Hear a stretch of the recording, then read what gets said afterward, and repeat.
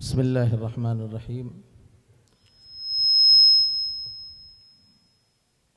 हमारे दरमियान हिंदुस्तान की नहीं बल्कि पूरे बर्र आज़म एशिया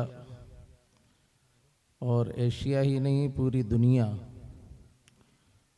उसका सबसे बड़ा फ़िक्री इस्लामी दीनी मजहबी इदारा दारुल उलूम देवबंद, उसके नायब मोहतमिम हज़रत मौलाना मुफ्ती राशिद साहब आज़मी दामत बरकातुहुम तशरीफ़ फरमा हैं।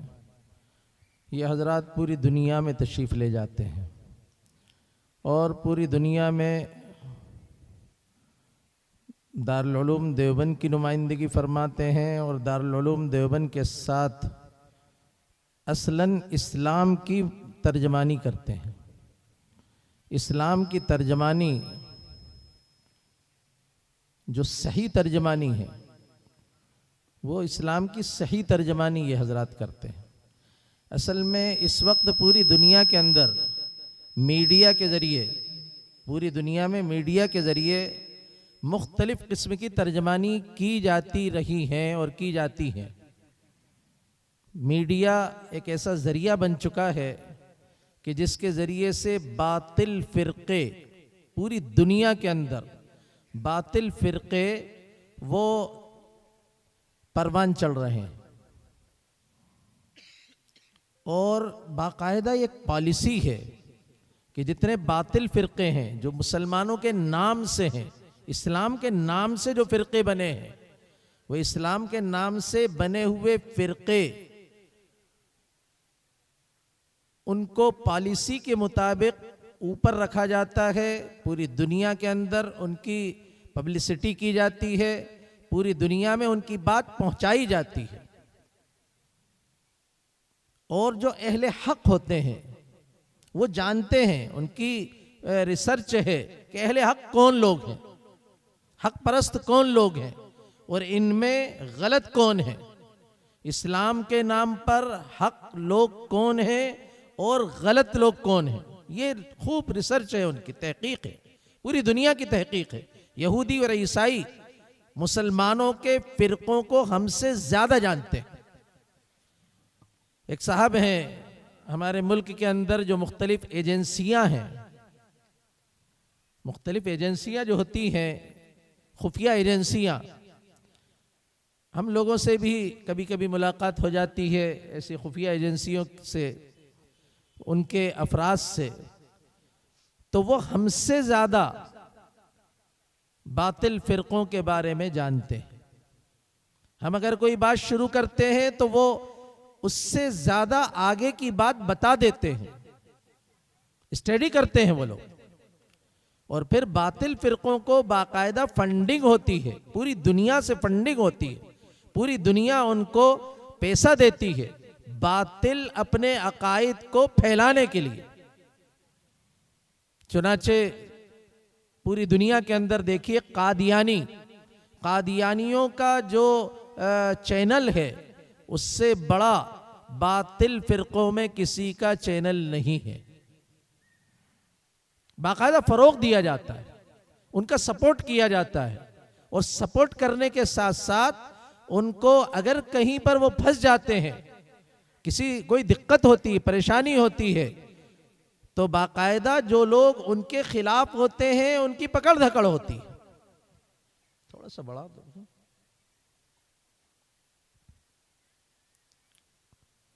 इसलिए हम लोगों को इस ज़माने में ख़ास तौर पर मुसलमानों के फ़िरक़ों के बारे में भी तहक़ीक़ होना चाहिए।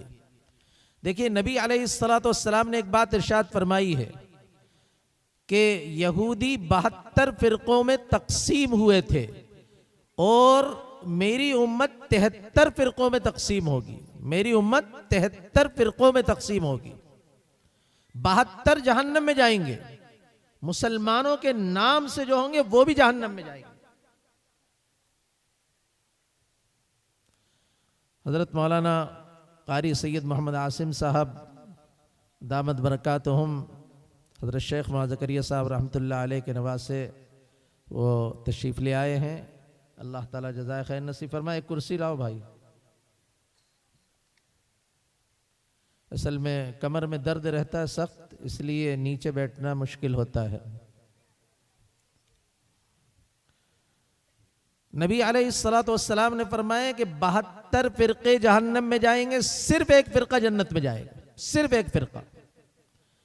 सहाबा किराम ने पूछा कि वो फिरका कौन सा होगा? हुजूर अक़दस सल्लल्लाहु अलैहि वसल्लम ने ये नहीं फरमाया कि वो फुला फिरका होगा, यानी फुला फुला फुला फुला नाम जिनके आजकल चलते हैं, बहुत सारी जमातों के नाम चलते हैं। तो हुजूर ने बस एक बात बुनियादी इरशाद फरमा दी, मा अना अलैहि व अस्हाबी, जिस अकीदे के ऊपर मैं और मेरे सहाबा हैं, वो लोग सिर्फ जन्नत में जाएंगे। अब ये तलाश करना चाहिए कि कौन हुजूर अक़दस सल्लल्लाहु अलैहि वसल्लम के तरीक़े के असली तरीक़े के मुताबिक है और कौन हुजूर अक़दस सल्लल्लाहु अलैहि वसल्लम के असली तरीक़े के खिलाफ है, मन घड़त तरीक़े, और कौन सहाबाए किराम से मोहब्बत रखता है और कौन सहाबाए किराम का दुश्मन है। देखिए बहुत सारे फ़िरक़े हैं, उनमें अक्सर फ़िरक़े वो हैं जो बातिल फ़िरक़े हैं। वो बातिल फ़िरक़े हज़रत उमर इब्न ख़त्ताब रदी अल्लाह अन्हु के बारे में बुग़्ज़ रखते हैं, हज़रत उमर इब्न ख़त्ताब से। कभी कहते हैं कि ये तो उनका इंतज़ामी मामला था, कभी कहते हैं ये सियासी मामला था, कभी कहते हैं ये हुकूमत का मामला था, कभी कुछ कहते हैं हज़रत उमर इब्न ख़त्ताब के बारे में मुसलमान फ़िरक़े कहते हैं, मुसलमान कहते हैं। एक बहुत बड़े अकायद के इमाम, उन्होंने फरमाया कि अगर किसी को हक और बातिल को जांचना हो तो ये जांच लो कि उमर इब्न ख़त्ताब रदी अल्लाह ताला अन्हु के खिलाफ कौन बोल रहा है। जो उमर इब्न ख़त्ताब रदी अल्लाह ताला अन्हु के खिलाफ बोल रहा है तो समझ लो कि वो बातिल फ़िरक़ा है, बातिल जमात है। 8 रकात तरावी के सिलसिले में हज़रत उमर इब्न ख़त्ताब के बारे में वो लोग कहते हैं जो अपने आप के बारे में कहते हैं कि हम लोग हदीस को मानने वाले हैं, हदीस को मानने वाले। वो 8 रकात तरावी के बारे में कहते हैं कि हज़रत उमर रदी अल्लाह ताला अन्हु ने खामखा 20 रकात तरावी हुजूर ने तो नहीं पढ़ी थी। वाह वाह, उमर इब्न ख़त्ताब रदी अल्लाह ताला अन्हु हुजूर के खिलाफ कोई काम करेंगे, हुजूर के खिलाफ। तुम्हारे पास वही आई है कि उस वही की बुनियाद पर, मौलाना नईम साहब तशरीफ ले आइए, वही की बुनियाद पर आप ये कह रहे हैं कि उमर इब्न ख़त्ताब रदी अल्लाह ताला अन्हु ने 20 रकात हुजूर ने तो 20 रकात नहीं पढ़ी थी। आपके पास वही आई है, आपके पास कोई सही सनद के साथ ये हदीस मौजूद है कि हुजूर सल्लल्लाहु अलैहि वसल्लम ने 8 रकात तरावी पढ़ी थी।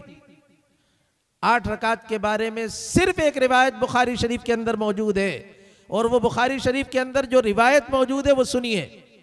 हजरत आयशा सिद्दीक़ा रदी अल्लाह ताला अन्हा फरमाती हैं कि नबी अलैहिस्सलातु वस्सलाम रमज़ान और गैर रमज़ान में 11 रकात से ज्यादा रात की नमाज नहीं पढ़ते थे।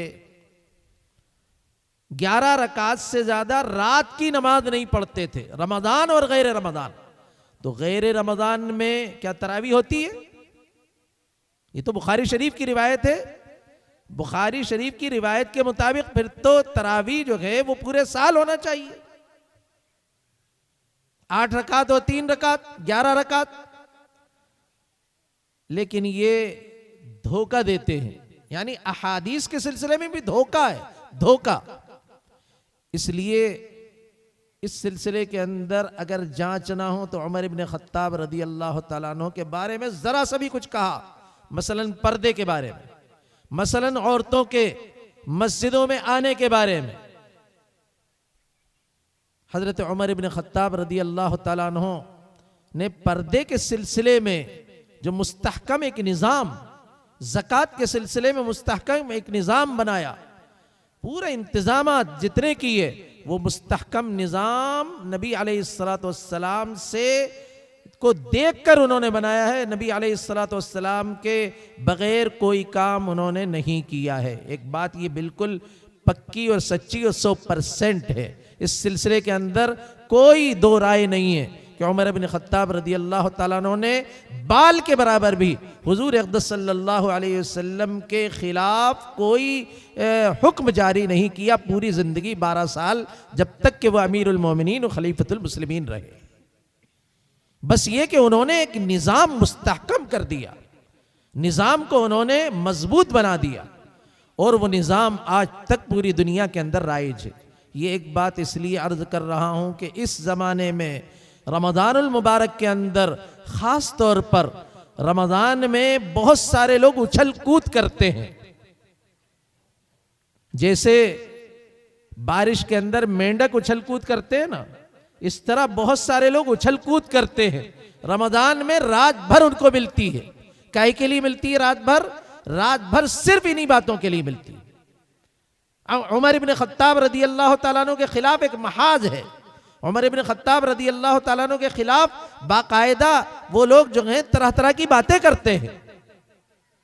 और एक फितना और जिसको खुफिया तौर पर लोग जानते नहीं और अंदर ही अंदर कुछ ना कुछ कहते रहते हैं, करते रहते हैं, उसमें शकील इब्न हनीफ का फितना है जो इस वक्त पूरे मुल्क के अंदर अंदर ही अंदर अंदरून खाना वो चल रहा है। शकील इब्न हनीफ के लोग क्या करते हैं? सबसे पहले तो वो किसी को बुलाते हैं और बुलाकर वो कहते हैं कि तुमने दज्जाल के बारे में कोई हदीस सुनी? तुमने ईसा अलैहिस्सलाम के आने के बारे में कोई हदीस सुनी? तुमने हजरत मेहदी अलैहिस्सलाम के बारे में कोई बात सुनी? नहीं नहीं, हमने तो नहीं सुनी। चलो मैं सुनाता हूँ। अबू दाऊद शरीफ के अंदर ये रिवायत है, बुखारी के अंदर ये रिवायत है, मुस्लिम शरीफ के अंदर ये रिवायत है, ये हदीस है। अब उनकी दिलचस्पी बढ़ती है। दिलचस्पी बढ़ने की वजह से फिर वो 2 घंटे का टाइम लेते हैं और 2 घंटे का टाइम लेकर पूरा समझाते हैं। और समझाने के बाद फिर कहते हैं कि देखो हालात जो हैं वो बन चुके हैं, दज्जाल के भी, ईसा अलैहिस्सलाम के भी। और चुपके से फिर 2-3 दिन के बाद कहते हैं कि वो शकील इब्न हनीफ जो है वही मेहदी अलैहिस्सलाम है और वही ईसा इब्न मरियम। और फिर उसकी सिफात बयान करते हैं। और वो औरंगाबाद के अंदर है, बिहार का रहने वाला, एक रतनपुर उस्मानपुर के अंदर पैदा होने वाला, एक गांव का पैदा होने वाला, दरभंगा ज़िले का, बिहार का। और वो पहले दिल्ली गया और दिल्ली में वो मरकज़ के करीब कहीं पर किसी मस्जिद में इमाम हो गया, लक्ष्मी नगर में। और फिर उसके बाद फिर वो उसने एक दावा किया, एक किताब लिख डाली, यहाँ तक कि उसने मेहदी होने का और ईसा इब्न मरियम होने का दावा कर दिया। और आज उसको बहुत बड़ी तादाद में लोग फॉलो कर रहे हैं। अच्छा, एक बात सुन लीजिए मेरी। बहुत सारे लोग ये समझते हैं कि फलां आदमी को बहुत सारे लोग फॉलो कर रहे हैं तो वो हक पर है। भाई, किसी को अगर बहुत सारे लोग मानते हैं तो ये हक होने की कोई दलील नहीं है। कम मिन फिअतिन कलीलतिन गलबत फिअतन कसीरतन बिइज़्निल्लाह। थोड़े लोग ज्यादा पर गालिब आए, ज्यादा लोग बातिल परस्त थे। हुजूर अक़दस सल्लल्लाहु अलैहि वसल्लम जब इस दुनिया से तशरीफ ले गए, बहुत गौर से सुनिए, जिस वक्त हुजूर सल्लल्लाहु अलैहि वसल्लम इस दुनिया से तशरीफ ले गए,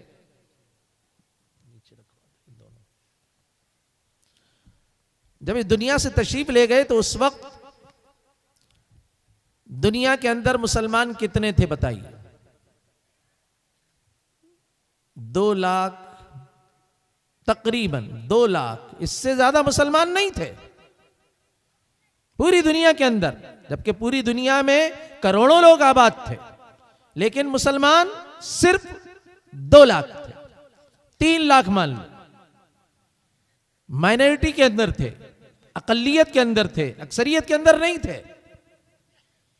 तो क्या हुजूर सल्लल्लाहु अलैहि वसल्लम को फॉलो करने वाले और आपको मानने वाले थोड़े से लोग हैं तो क्या वो थोड़े से होने की बिना पर क्या वो बातिल पर हो सकते हैं? वो ज्यादा जिनको लोग मानते हैं तो क्या वो हक पर होते हैं? जिसके पीछे एक भीड़ चले, लोग क्या समझते हैं कि भीड़ चले तो समझ लो कि ये हक पर है, और जिसके साथ भीड़ ना हो तो वो बातिल है। हुजूर अक़दस सल्लल्लाहु अलैहि वसल्लम के साथ तो उस जमाने के अंदर भी, जबकि इस दुनिया से आप तशरीफ ले गए, जो परवाने थे वो तो थे, लेकिन पूरी दुनिया का आधा हिस्सा भी और पूरी दुनिया की आधी आबादी भी आपके साथ नहीं थी। शैतान को मानने वाले लोग थे, बातिल परस्त लोग थे।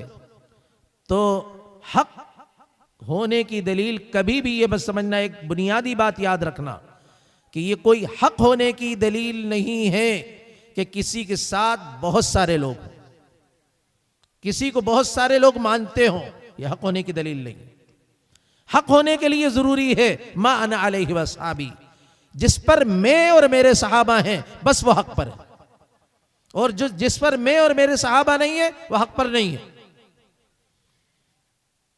कितने ऐसे हक परस्त लोग दुनिया के अंदर आए। इमाम अहमद इब्न हंबल रहमतुल्लाह अलैह कितने बड़े इमाम हैं। आज दुनिया का एक बहुत बड़ा हिस्सा, अरबों का एक बहुत बड़ा हिस्सा इमाम अहमद इब्न हंबल रहमतुल्लाह अलैह को मानता है, हंबली है। लेकिन उनका हाल उनकी जिंदगी के अंदर, जो बादशाहों ने, जो बातिल परस्त लोगों ने जो उनके साथ मामला किया, रोजाना कोड़े लगाए जाते थे, उनके कोड़े, जेल के अंदर कोड़े लगाए जाते थे इमाम अहमद इब्न हंबल रहमतुल्लाह अलैह के। तो क्या उस कोड़े लगाए जाने और जेल में चले जाने की वजह से वो बातिल पर हो गए? वो हक पर ही थे। और आज लोगों ने बता दिया, दुनिया ने ये बता दिया कि इमाम अहमद इब्न हंबल रहमतुल्लाह अलैह का क्या मकाम था, क्या मर्तबा था। इमाम आजम अबू हनीफा रहमतुल्लाह अलैह जेल में रहे, लोग नाराज हो गए, बादशाह नाराज हो गया, इस्लामी मुल्क का बादशाह नाराज हो गया, जेल में डाल दिया। तो क्या जेल में डाल देने की वजह से वो बातिल परस्त हो गए? अरे आज दुनिया के मुसलमान आबादी का 75% उनको फॉलो करता है, 75%। जो 25% है वो दीगर अइम्मा को फॉलो करते हैं, लेकिन 75% मुस्लिम आबादी पूरी दुनिया की वो इमाम अहमद इब्न हंबल रहमतुल्लाह अलैह को मानते हैं। तो ये बुनियादी एक नुक्ते की बात अर्ज कर रहा हूं, ये कि किसी के साथ एक भीड़ है, भीड़ चाल है। हम लोगों का तो हाल ये है कि किसी जगह अगर मदारी कोई डुगडुगी बजा रहा है, हम उसी के साथ हो जाते हैं। जिसकी ताकत देखी उसके साथ हो गए। ताकत फिरौन के पास थी, ताकत नमरूद के पास थी, उसके साथ बहुत सारे लोग थे। हजरत मूसा अलैहिस्सलाम के साथ थोड़े से लोग थे, कम लोग थे, उसके साथ बहुत सारे लोग थे। अंजाम क्या हुआ? नमरूद के साथ पूरा मुल्क था, बादशाहत थी, अंजाम क्या हुआ? अरे अल्लाह की कुव्वत और ताकत सबसे बड़ी कुव्वत और ताकत है, याद रखो। अल्लाह की कुव्वत और ताकत से बड़ी कोई कुव्वत और ताकत नहीं है। कोई कितना ही बड़ा हो जाए, कितना ही बड़ा मुल्क का बादशाह हो जाए, आप ये समझते हैं कि साहब शायद ये ज्यादा लोग, मेजॉरिटी उसके साथ जा रही है, मेजॉरिटी उसको पसंद कर रही है, तो हक पर यही है, आदमी वहीं ढुल जाता है। नबी अलैहिस्सलातु वस्सलाम ने इरशाद फरमाया, हमारा ईमान इतना कमजोर हो जाएगा आखिरी जमाने के अंदर कि सबसे पहले इंसान के ऊपर अगर मुसीबत आएगी तो उस मुसीबत के वक्त सबसे पहले अपनी जायदाद, अपना मकान नहीं बेचेगा आदमी, बल्कि सबसे पहले अपने दीन को बेचेगा। अपनी जायदाद नहीं बेचेगा अपनी हिफाजत के लिए, अपना मकान नहीं बेचेगा अपनी हिफाजत के लिए, सबसे पहले अपना दीन बेचेगा।